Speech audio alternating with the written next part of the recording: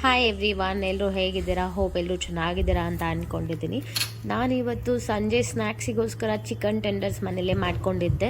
ತುಂಬ ಚೆನ್ನಾಗಿ ಬಂದಿತ್ತು. ನಾವು ಯೂಶ್ವಲಾಗಿ ಹೊರಗಡೆ ತಿಂದಿರ್ತೀವಿ, KFC, ಮೆಕ್ಡೊನಾಲ್ಡ್ಸಲ್ಲಿ. ಯಾಕೆ ಮನೇಲೇ ಟ್ರೈ ಮಾಡಬಾರ್ದು ಅಂತ ನಾನು ಟ್ರೈ ಮಾಡಿದ್ದೆ. ರೆಸಿಪಿ ತುಂಬ ಚೆನ್ನಾಗಿತ್ತು. ಬನ್ನಿ ನಿಮಗೂ ಹೇಳ್ಕೊಡ್ತೀನಿ.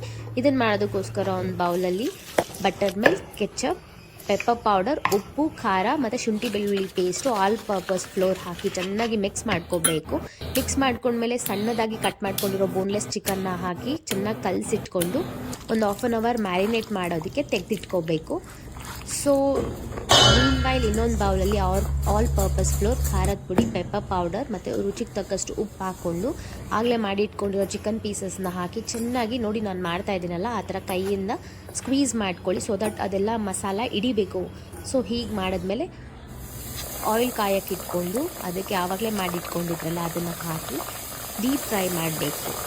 5 to 7 ಮಿನಿಟ್ಸ್ ಮೀಡಿಯಮ್ ಫ್ಲೇಮಲ್ಲಿ ಚೆನ್ನಾಗಿ ಕರ್ಕೊಂಡ್ರೆ ಮನೇಲೆ ಚಿಕನ್ ಟೆಂಡರ್ಸ್ ರೆಡಿ ಆಗುತ್ತೆ. ನೀವು ತಿಂದು ರೆಸಿಪಿ